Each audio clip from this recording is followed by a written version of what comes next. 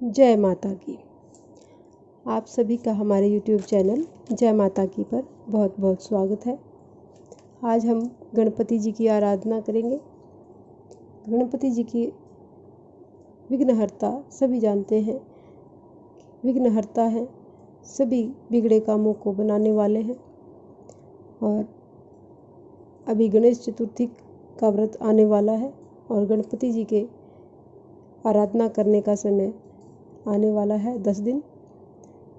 तो आज हम इसी विषय पर गणपति जी की कुछ रोचक जो कथाएं हैं उनको सुनेंगे। उससे पहले यदि आप हमारे चैनल पर अभी नए आए हैं तो कृपा करके चैनल को सब्सक्राइब कर लीजिए और घंटी जैसे दिखने वाले बटन को भी दबा लीजिए ताकि आने वाली नई वीडियो की नोटिफिकेशन आप तक पहुंच सके। पौराणिक ग्रंथों के अनुसार भाद्रपद शुक्ल चतुर्थी को गणेश जन्मोत्सव के रूप में मनाया जाता है। पुराणों की मान्यता है कि गणेश जी का जन्म भाद्रपद शुक्ल पक्ष चतुर्थी को मध्याह्न काल में स्वाति नक्षत्र सिंह लगन में हुआ था। पौराणिक कथाओं के अनुसार एक बार भगवान श्री कृष्ण पर संयमत मणि चोरी होने का झूठा कलंक लगा और वे अपमानित हुए थे। नारद जी ने उन्हें बताया कि आपने भाद्रपद शुक्ल पक्ष की चतुर्थी को गलती से चंद्र दर्शन किया था। इस दिन चंद्रमा को गणेश जी ने शाप दिया था कि यदि इस दिन जो भी कोई चंद्रमा जी का दर्शन करेगा तो उसको उस चीज़ का कलंक लगेगा, मिथ्या किसी भी चीज़ का मिथ्या कलंक लग सकता है। इसलिए जो इस दिन चंद्र दर्शन करता है उस पर मिथ्या ही कलंक लगता है। श्री गणेश चतुर्थी का व्रत करके भगवान श्री कृष्ण जी इस कलंक से मुक्त हुए थे। इसलिए झूठे आरोपों एवं मिथ्या कलंक से गणेश चतुर्थी के व्रत अनुष्ठान से मुक्ति मिलती है। इसी घटना के आधार पर इसे कलंक चतुर्थी के नाम से भी जाना जाता है। महाभारत काल में श्री भगवान श्री कृष्ण जी ने युधिष्ठिर को इस गणेश चतुर्थी व्रत का महत्व बताते हुए बताया है कि इससे मनुष्य को समस्त मनोकामनाओं की पूर्ति होती है। भारतीय सनातन संस्कृति की पूजा पद्धति में श्री गणेश जी का सर्वोपरि स्थान है। उन्हें सबसे पहले पूजा की जाती है उनकी।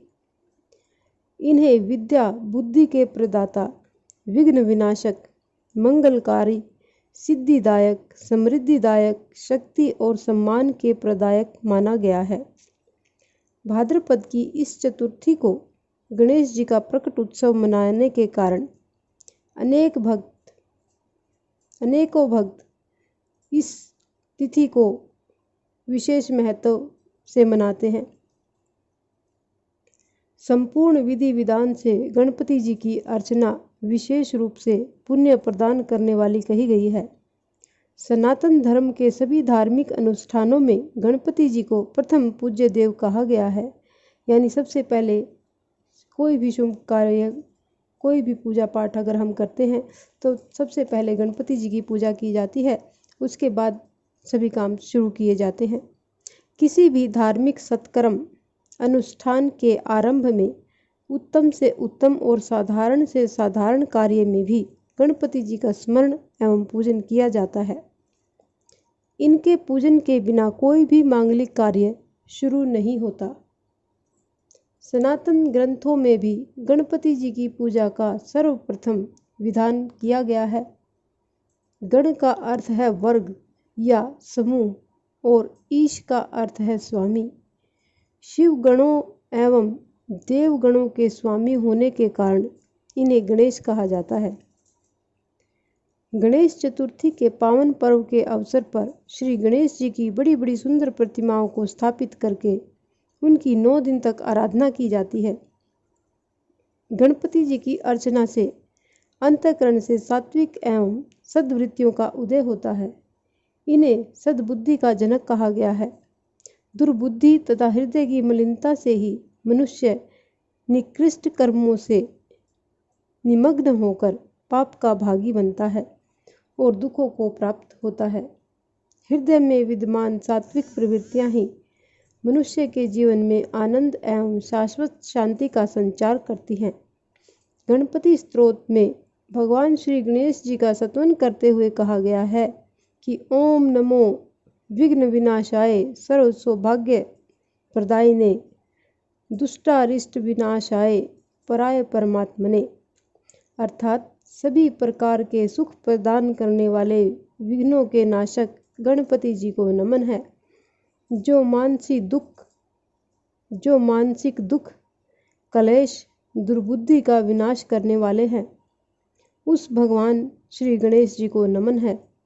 इस पावन पर्व पर श्रद्धा के साथ की गई गणपति आराधना से मनुष्य के समस्त विघ्नों का नाश होता है। गणपति जी की उपासना उत्तम बौद्धिक संपदा एवं भौतिक सुख समृद्धि की प्राप्ति करवाती है। इस प्रकार से ये गणपति जी की आराधना और उनकी आराधना के महत्व के बारे में ये अध्याय यहीं पर संपन्न होता है। अगर आपको हमारी ये कथा पसंद आई तो कृपा करके हमारे चैनल को लाइक और सब्सक्राइब अवश्य कीजिएगा। धन्यवाद।